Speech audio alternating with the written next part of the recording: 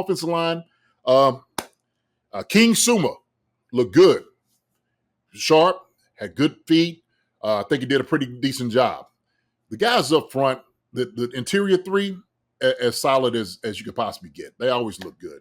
And so that's going to continue with us. Lucas Niang on the right side, okay, right tackle. It was things, and I took like some, a picture. I wish I could send it. Can I send a picture to you? Yeah, you can send it to me. I'll get it up while you're speaking. Okay, yeah. And so, he was kind of back.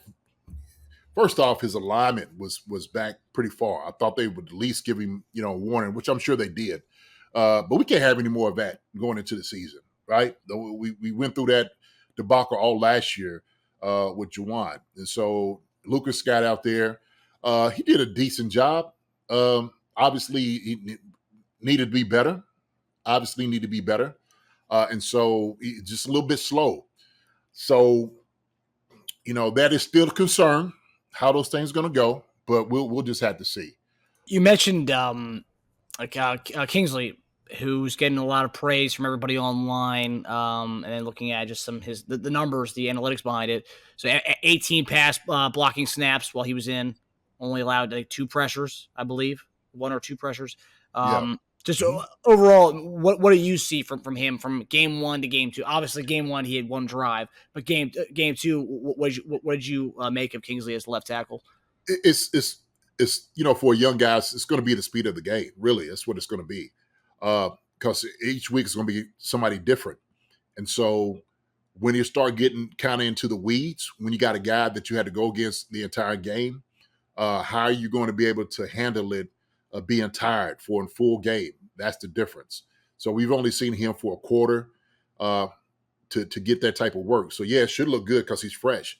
When you're tired is really where you gauge and measure a guy. And that goes all the way through the season. So what he's been able to show is, hey, he's good right now where he's at.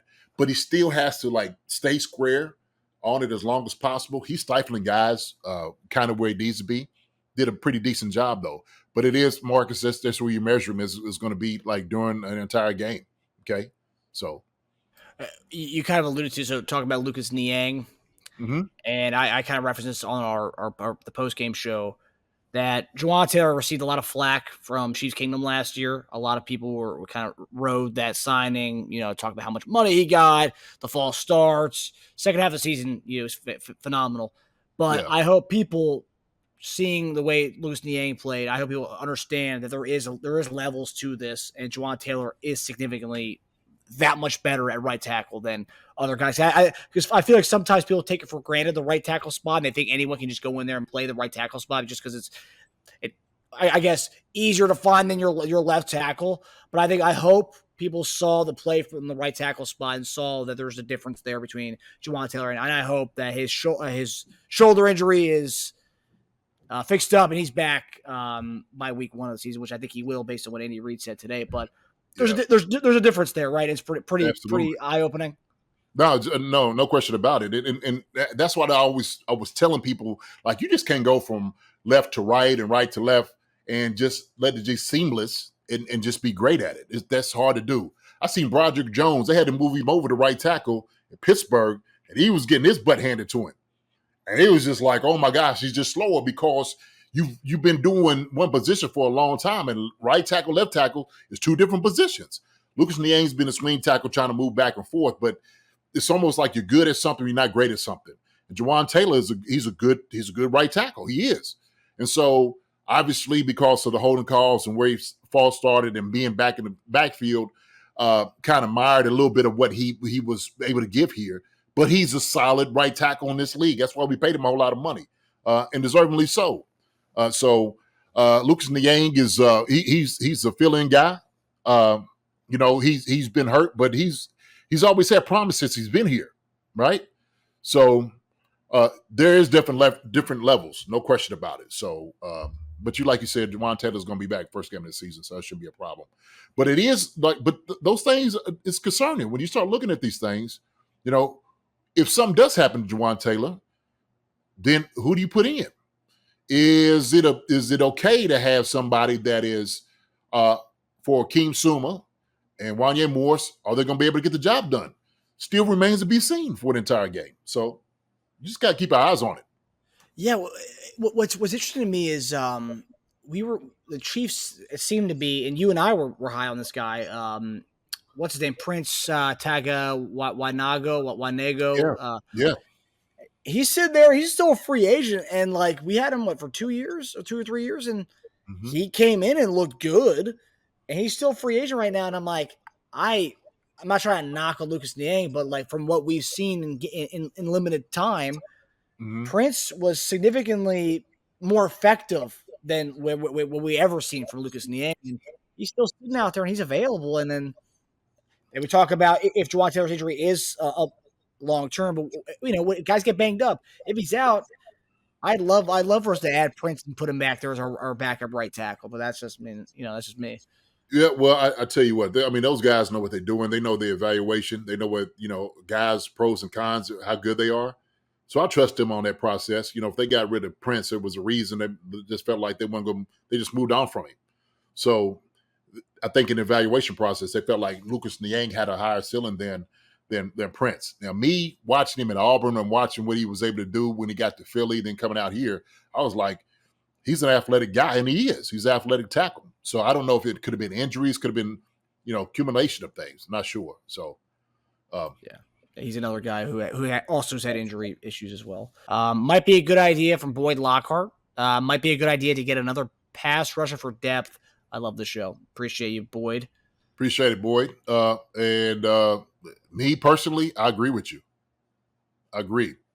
So there's guys on the street that we can definitely employ. So I agree with you. Thoughts on Randy Gregory? He was just released this weekend by the Buccaneers after an extended absence. What does that mean? Apparently, he did not go to any of the mini camps and has not attended training camp. So he's just kind of I don't know. Maybe he doesn't like the situation. I don't know. It could be a multitude of things, but apparently he hasn't been really communicating with the team, so that's why they kind of let him go. But hey, you come to a team that's winning Super Bowls, that might change a little bit, right? That might change your mindset. It can, but also it can mean that Joker's a loose cannon. He'd be a hell of a guy to get here. But if he ain't right to come, then I'm sure they'll delve in that and find out, okay, what's going on with this guy. But that's a whole different.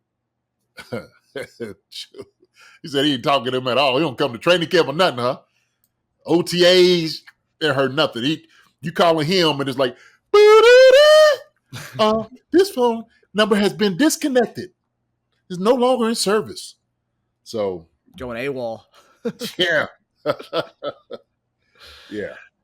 Yeah, but I mean, the talent that he has all the talent in the world. But I mean, if whatever it is, I don't know. I mean, it could be personal stuff. They don't really know. I think that's the whole thing. There was a communication there. That's why they deemed the release extended absence is what I think the parentheses said. Release extended absence. Sounds good. But man, like you said, no toxicity, man. You can't get somebody AWOL. Ain't talking to nobody. So yeah, the Joker might be living in the mountains somewhere, growing a beard out, hunting with a toothpick. Yeah. John Clever, we still sitting on about $15 million in space. So I mean, the money is there. I don't know if Randy Gregory I don't know. A lot of these guys who are still out there, I don't know if they're gonna be breaking the bank at this point because training camp's over. Well, we're about to come to the part now of training camp where all these guys are going to be cut. There could be good quality guys who are waived or cut. And, sometimes, teams are always looking for the next big thing to pick up. So, see, and I don't really know his situation because I know he was with Dallas and he comes up here to Denver. I mean, I don't know as far as like how the whole contract and everything worked out with him, but I don't know, man. Yeah, I don't know. I'm sure 31 years old too. Young guy. Yeah. Yeah. Hi, everybody. Thanks for watching. Subscribe here to get the latest from the show. Also, be sure to check out the best clips from Chief Concerns. And if you prefer to listen to the show, subscribe and follow us on Apple Podcasts, Spotify, and anywhere else you get your podcasts.